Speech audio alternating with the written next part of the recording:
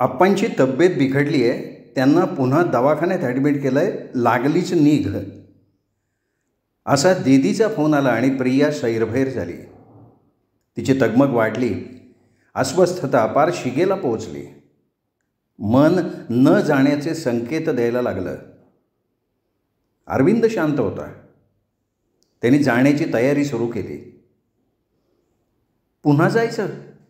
प्रियाने विचारलं. हो, जाऊयात, लवकर तयार हो. त्यांनी हे शांतपणे उत्तर दिलं. नागपूर ते वर्धा जाताना जास्त अंतर नव्हतंच. अरविंदच्या शांतपणाची प्रियाला याही वेळी कमाल वाटली. तिच्या मनात विचारांचा कल्लोळ माजला होता. मागचं काही आठवावंसं वाटत नव्हतं. तिने सगळं मनातनं काढायचा प्रयत्न केला, पण ते कसं जमणार होतं?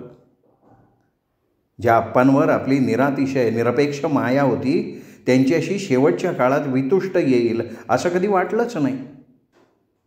पण असं घडलं होतं खरं.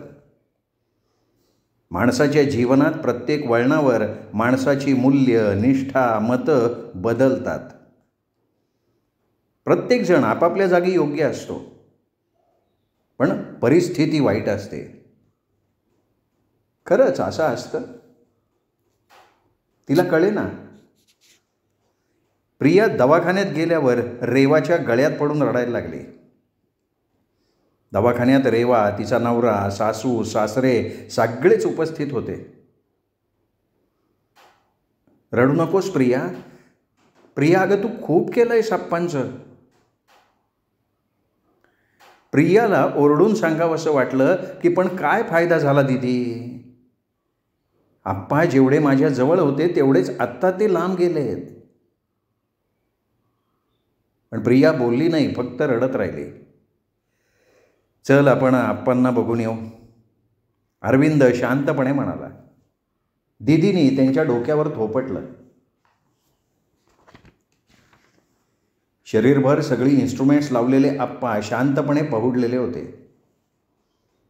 कृश, थकलेले, डोळ्यात भाव नसणारे आप्पा पाहून प्रियाला गलबलून आलं. तिला हुंदका आवरेना. आप्पा, आप्पा तुम्ही एवढे का बदललात? माझ्यावर उगाचच का रागावलात? आप्पा, तुम्ही मला उडायला शिकवलं. मी मोठी झाले, मला माझा संसार आहे, हे कसं विसरलात आप्पा तुम्ही? तिचं मन आक्रंदत राहिलं. प्रिया आणि अरविंद पोहोचल्यावर अवघ्या 2 दिवसात आप्पा गेले. आप्पा गेले आणि रेवा आणि प्रियाच्या जीवनातला आनंदच घेऊन गेले. दोघी रिक्त रिक्त झाल्या. आई आधीच गेल्यामुळे आप्पांच्या भोवती त्यांचंच एक भावविश्व होतं. त्या दोघींचं सर्वस्व म्हणजे आप्पा.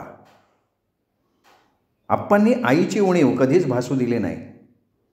दोघींचे भरपूर लाड केले, दोघींसाठी भरपूर कष्ट घेतले.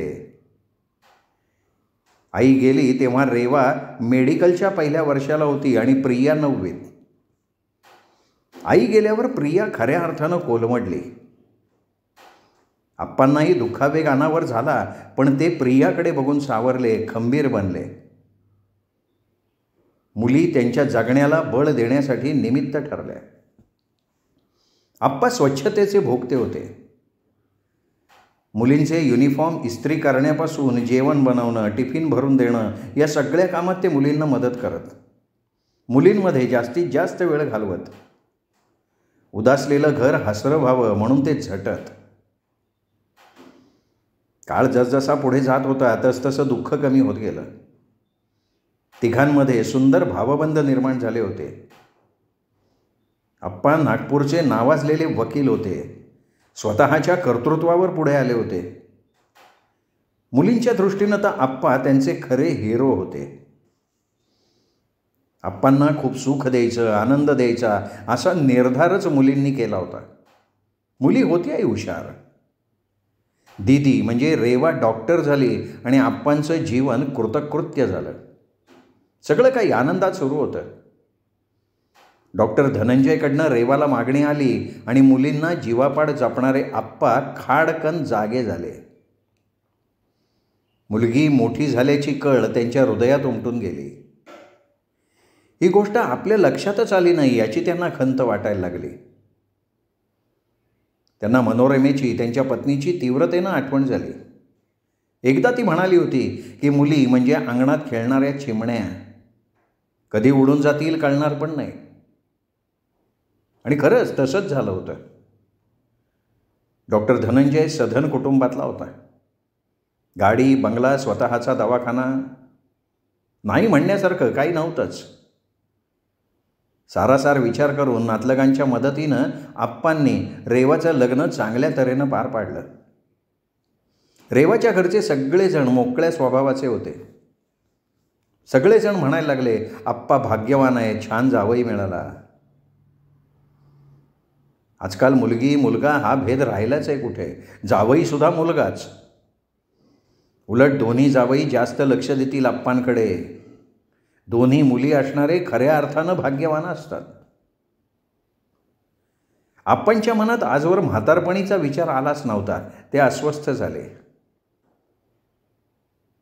मुलींची लग्न झाल्यावर आपलं कसं होणार या विचारानं त्यांचा जीव कासावीस व्हायला लागला. प्रियाला आप्पांची अस्वस्थता ठळकपणे जाणवायला लागली. आधीच रेवाचं लग्न झाल्यामुळे घराला रिकामपण आलं होतं, त्यात आप्पांचं अस्वस्थपण. प्रिया नकळत समजदार झाली. ती आप्पांची जास्त काळजी घ्यायला लागली. रेवा आणि धनंजय कधी कधी वर्ध्यावरनं येत घर हास्यानं भरून जाईल. आणि अजून एका सुखानं आप्पांच्या जीवनात अलवारपणे पाऊल टाकलं. रेवाला दिवस गेले होते. आता घरात छोटं बाळ येणार म्हणून आप्पा आनंदले. त्यांचा मूड एकदम बदलून गेला. यावेळी मनोरमा नसल्याची खंत प्रकर्षानं त्यांना जाणवली. रेवाला बाळणपणाला आणता आलं नाही. तिचं पहिलं बाळणपण तिच्या सासूबाईंनी केलं. त्यानंतर महिन्याभरानं रेवा माहेरी आली. आप्पांची उडालेली धांदल बघून प्रियाला हसू येत होतं. आप्पांनी नातीच्या सेवेसाठी चक्क सुट्टी काढली. चिरंजीवीला मांडीवर घेऊन ते तासनतास बसत. 2 महिने घर उत्साहानं आनंदानं भरून गेलं होतं. रेवा जेव्हा बाळाला घेऊन जायला निघाली तेव्हा आप्पांना अक्षरशः रडू आलं. कोण म्हणतं पोरी जावई आपले असतात. पोरी येतात आणि चिमण्यांसारख्या उडून जातात.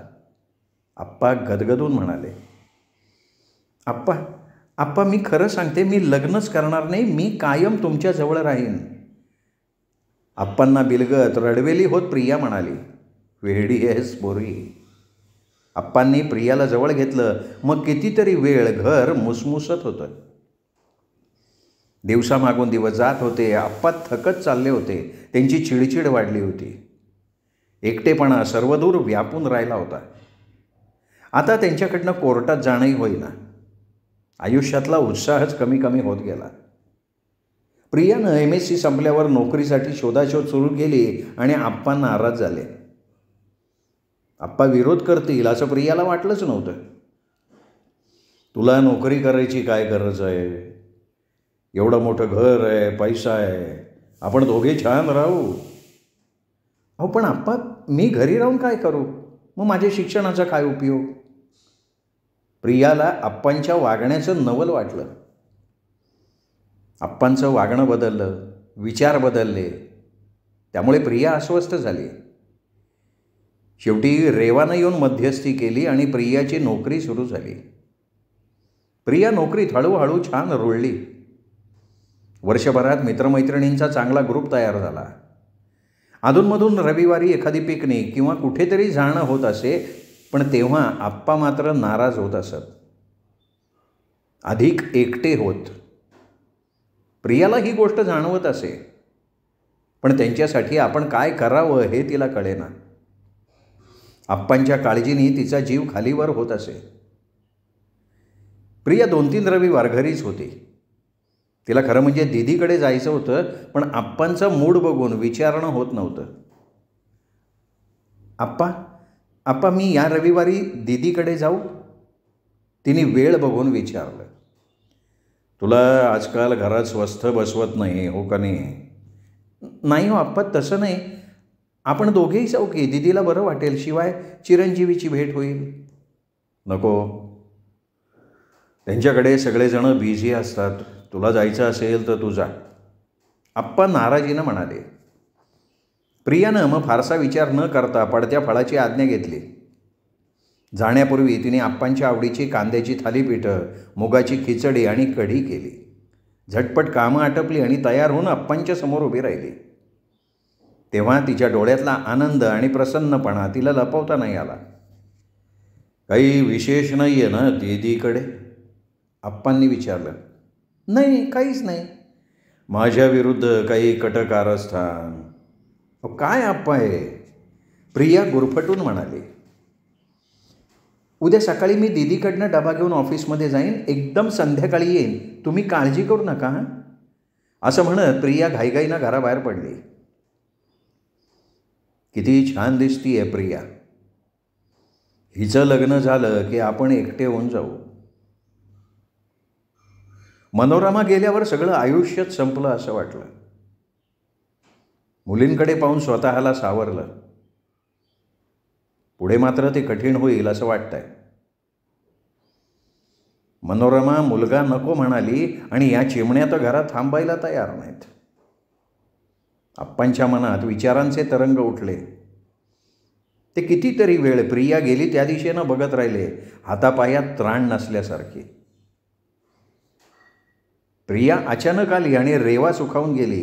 दीदी असं म्हणत प्रियानं रेवाला मिठीच मारली. काय गं, काय विशेष? रेवानं विचारलं. तिला जवळ घेतलं. दीदी आज खूप गप्पा मारू, प्रिया म्हणाली. सर्वांची हसत खेळत जेवणं झाली. धनंजय रेवाचे दवाखान्यातले अनुभव, प्रियाचे नोकरीतले अनुभव, छान गप्पांचा फड जमला होता. त्यात रेवाचे सासू सासरेसुद्धा सामील होते. आप्पांची कमतरता सगळ्यांना जाणवत होती. झोपेला आलेली चिरंजीवी मस्ती करून करून थकली. बसा आता दोघी बहिणी गप्पा मारत, मी झोपतो, असं म्हणत धनंजय उठला. सारेजण झोपायला गेले. खरंच काही बोलायचं आहे का सहज आली आहेस ग? रेवानं विचारलंच.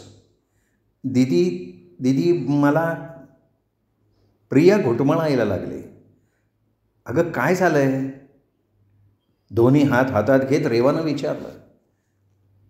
मला तुला एक गोष्ट सांगायची आहे. कोणती ग? रेवाच्या नजरेत उत्कंठा ओतप्रोत भरलेली होती. अगं सांग ना चटकन. रेवानं प्रियाचा चेहरा ओंजळीत धरत वर केला. दीदी मी प्रेमात पडली.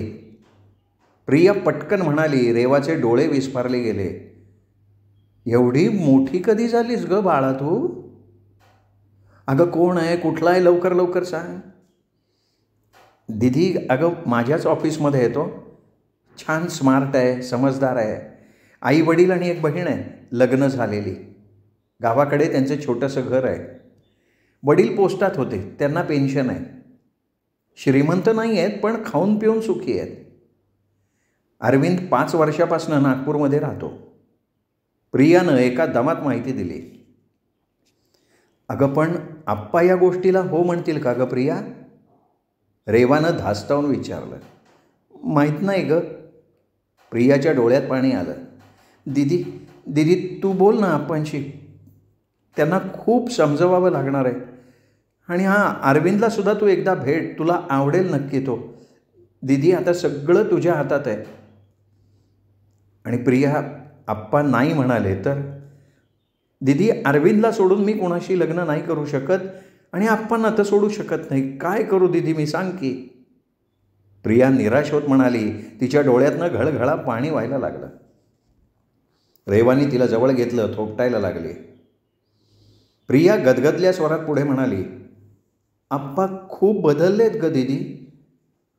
पूर्वीचे आप्पांना हरवूनच गेलेत आणि मला ही गोष्ट खूप जाणवते दीदी. रेवानं प्रियाला जवळ घेतलं. रेवाचं लग्न झाल्यापासून प्रियाच आप्पांचं सगळं करत होती, पण आप्पा खुश नव्हते हे ती जाणत होती. मग बहिणींच्या बऱ्याच वेळ गप्पा सुरू होत्या. हे बघ प्रिया, काळजी करू नकोस, मी पुढच्या आठवड्यात घरी चक्कर मारते, रेवानं तिला आश्वासन दिलं. प्रिया घरी परत आली. रेवाशी बोलल्यामुळे तिचं मन हलकं झालं होतं. तिचं रोजचं रुटीन सुरू झालं आणि 4-5 दिवसांनी रेवा दारात येऊन उभी राहिली. तिला अचानक आलेली बघून आप्पांना खूप आनंद झाला. अरे वा वा वा, आज अचानक, छान छान छान. त्यांनी चिरंजीवीला जवळ घेत कावटाळलं. त्यांच्या चेहऱ्यावरचा आनंद लपत नव्हता. आप्पा, मित्राच्या दवाखान्यात एक काम होतं, म्हटलं तुम्हालाही भेटून यावं. रेवानं स्पष्टीकरण दिलं. प्रिया ऑफिसला जायची तयारी करत होती. तिचे डोळे आनंदानं लकाकले. आज तू सुट्टी घ्या, मी राहणार आहे. रेवाच्या येण्यानं घर आनंदानं भरून निघालं. रमत गमत हसत खेळत सगळ्यांची जेवणं झाली. रेवाला कळेना प्रियाच्या लग्नाचा विषय आप्पांच्या जवळ कसा काढावा, त्यांची संमती कशी मिळवावी. शेवटी न राहून ती म्हणाली, आप्पा, किती गोड दिसते ना आपली प्रिया. तिचं लग्न कधी करायचं आप्पा आपण? तिच्या या प्रश्नानं आप्पा चापापले. त्यांच्या चेहऱ्यावर नाराजी स्पष्टपणे दिसत होती. प्रियाच्या लग्नाचा विषय त्यांना नकोच वाटत होता. अगं काय घाई आहे, बघू की 2 वर्षांनी. प्रिया, तुझ्या मनात कोणी असेल तर सांगो पटकन. रेवानं प्रियाच्या नजरेला नजर देत विचारलं. प्रिया तिच्या अनपेक्षित प्रश्नानं बावरली. मग रेवानंच बोलायला सुरुवात केली. आप्पा, मी तुम्हाला स्पष्ट सांगते, माझ्या मैत्रिणीकडनं मला थोडी कुणकुण लागली म्हणून मी इथे आली आहे. मग रेवानं हळूहळू मैत्रीण काय म्हणाली असं बोलत बोलत विषय काढला आणि मग प्रियानंही प्रेमात पडल्याचं मान्य केलं. आप्पा, मी अरविंदची सगळी माहिती काढली आहे. मुलगा खूप चांगला आहे, रेवा म्हणाली आणि आप्पांच्या चेहऱ्यावरचे भाव सर्र बदलले. प्रियानं प्रेमात पडावं, स्वतःचं लग्न स्वतःच ठरवावं, ही गोष्ट त्यांना अजिबात आवडलेली नव्हती. रेवाला त्यांना बरंच समजवावं लागलं, पण आप्पा नाराज झाले ते झालेच. पोरी स्वतःचे निर्णय स्वतः घेतात, आपल्याला शिकवतात, याचं त्यांना दुःख झालं होतं. प्रियाचं लग्न ठरलं. अरविंद चांगला मुलगा होता, त्याच्या घरचेही चांगले होते, पण आप्पांना अरविंद आवडला नाही, तो नाही. रेवाच्या मध्यस्थीने आणि पुढाकाराने लग्न पार पडलं, एवढंच. लग्नानंतर प्रिया तिच्या घरी राहायला गेली आणि आप्पा जास्तच एकटे झाले. जीवनातला उत्साहच नाहीसा झाला. जीवनात ध्येय नसल्यासारखं त्यांना वाटायला लागलं. मनोरमा गेल्याचं दुःख यावेळी खऱ्या अर्थानं उफाळून आलं.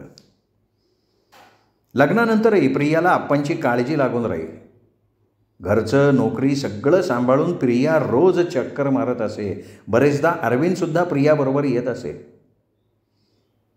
पण जावयाकडे दुर्लक्ष करणं, जेवढ्याच तेवढंच बोलणं, या गोष्टी आप्पा करत आणि मग प्रिया दुखावली जाई. अरविंद तिला सांभाळण्याचा प्रयत्न करी. प्रिया, अगं माझे वडील असते तर तू त्यांना सांभाळलं असतंस की नाही, असं तो प्रियाला नेहमी विचारत असे. इकडे नवरा तिकडे वडील, ही कसरत करणं प्रियाला अवघड जात असे. आपण कधी आप्पांच्या लाडक्या असू हे सुद्धा विसरायला लावणाऱ्या घटना तिच्या समोर घडत होत्या. तिचं मन दुःखानं व्याकुळ होई. आजकाल आप्पांच्या प्रतिक्रिया न बोलून समोर असणाऱ्याचं मन दुखवत. प्रिया, अरविंद सगळं हसण्यावारीने येत. प्रियाला अरविंदचं नवल वाटे. त्याने आप्पांना मनापासनं गुणदोषा सकट स्वीकारलं होतं, पण ही गोष्ट आप्पांना कळत नव्हती. अरविंद नातं टिकवण्यासाठी झटत होता आणि आप्पा ते विस्कटायला बघत होते. किती विचित्र गुंतागुंत होती ही नात्यांची. आप्पांच्या जागी सासरचं कोणी माणूस असतं तर लोक चांगले नाहीत म्हणून आपण नातलगांमध्ये बबरा केला असता. प्रिया मनात कुडत राही. प्रियाच्या लग्नानंतर 2 वर्षांनी आप्पांची तब्येत अधिकच खालावली. स्वतःला कुठे गुंतवून घ्यायला ते तयार नव्हते, त्यामुळे ते जास्तच एकटे पडत गेले. रेवासुद्धा चिरंजीवीला घेऊन चक्कर मारत असे. आप्पांची तब्येत बिघडली आणि रेवा आप्पांना न्यायला आले. आप्पा, एकटं राहणं आता तुम्हाला शक्य नाही आहे, तुम्ही माझ्याकडे राहायला चला. चिरंजीवी, आई बाबा यांच्यामध्ये तुमचा वेळ छान जाईल. मी स्वतःचं घर कधी सोडणार नाही आहे रेवा. आप्पा, असा अट्टाहास करून कसं चालेल? तुम्हाला म्हातारपणी आम्हा दोघींपैकी एकीकडे राहायला यावंच लागेल. तुम्ही आमच्याजवळ राहायला आला तर आम्हालाही काळजी वाटणार नाही कुठली. मी कुणाकडे राहायला येणार नाही. आप्पा ऐकायला तयार नव्हते आणि रेवा समजवत राहिली होती. शेवटी ती थकून गेली आणि म्हणाली, आप्पा, अजून एक उपाय आहे, त्याच्यावर विचार कराल? मला कसलाच विचार करायचा नाही आहे. मी घर सोडणार नाही म्हणजे नाही. आप्पांची जिद्द कायम होती. तुम्हाला घर सोडावं नाही लागणार आप्पा, फक्त माझं म्हणणं तर ऐकून घ्या. काय आहे सांग, वैतागून आप्पा म्हणाले. आप्पा, खरंच तुम्ही शांतपणे विचार कराल? तिने आप्पांचे हात हातात घेतले. हो, करीन मी. आप्पांना एकदम दाटून आलं. ते हळुवारपणे म्हणाले होते, हे बघा आप्पा, तुम्ही एकटे राहता. मला आणि प्रियाला तुमची खूप काळजी वाटते. आप्पा, तुम्ही आमच्या घरी पण येत नाही. आप्पा, मला असं वाटतंय की तुम्ही प्रियाला आणि अरविंदला इथे बोलवा. ते दोघंही भाड्याच्या घरात राहतात. आप्पा, तुम्ही तिघंही एकत्र राहाल ना तर सगळी काळजी मिटेल हो. आप्पा, तुम्ही आता थकलाय. खरं सांगते आप्पा, एकमेकांना धरून राहण्याचे हेच दिवस आहेत. अरविंद चांगला मुलगा आहे. तुम्ही अगत्यानं बोलवाल तर तो तुमचा शब्द मोडणार नाही. आम्हा चौघांना तरी तुमच्याशिवाय कोण आहे हो आप्पा? रेवाचा आवाज भरून आला. ती रडायला लागली. आप्पा तिच्या बोलण्यानं मनातनं कोसळले. त्यांनी तिला जवळ घेतलं. मायेनं तिच्या पाठीवरनं हात फिरवला आणि मग कितीतरी वेळ रेवा आप्पांना समजवत होती. आप्पा शांतपणे तिचं म्हणणं ऐकत होते. रेवा घरी जाताना, आप्पा मी येते, तुम्ही शांतपणे विचार करा, इतकंच म्हणाली. रेवा गेली आणि आप्पा कितीतरी काळ सुन्न होऊन गेले. काहीतरी चुकतंय एवढंच त्यांना जाणवलं. 2 दिवसांनी आप्पांनी अरविंद आणि प्रियाला आग्रहानं फोन करून बोलवलं. रेवा आणि धनंजयला सुद्धा त्यांनी फोन केला. हा रेवासाठी सुखद धक्का होता. प्रियाला आश्चर्याचा धक्का बसला. आप्पांचा मूड सकाळपासून छान होता आणि त्यांना आनंदात बघून सगळ्यांना फार बरं वाटत होतं. हसत खेळत जेवणं पार पडली. प्रिया आणि अरविंदानं इथे घरी राहायला यावं असा प्रस्ताव अगदी मनापासून आप्पांनी मांडला. प्रिया आप्पांकडे बघत राहिली. तिचा स्वतःच्या कानांवर विश्वास बसेना. मग रेवानं पुढाकार घेतला. सगळ्यांना समजावून सांगितलं. अरविंदची मनस्थिती द्विधा झाली. बऱ्याच गप्पा झाल्या आणि शेवटी त्यांनी सुद्धा या गोष्टीला संमती दिली. आप्पांचं मोकळं वागणं त्या दिवशी सगळ्यांना भावलं. पुढच्या 15 दिवसात प्रिया आणि अरविंद तिथे राहायला आले. आप्पांचं घर गजबजून गेलं. सकाळची घाई सुरू झाली. 3-4 महिने छान गेले. प्रियाचा स्वतःच्या डोळ्यांवर विश्वास बसेना. आप्पांच्या स्वभावात पडलेला फरक तिला आनंद देत होता. घरात सगळ्या गोष्टी आणणं, आप्पांकडे लक्ष देणं, या सगळ्या गोष्टी अरविंद आणि प्रिया मनापासून करायला लागले.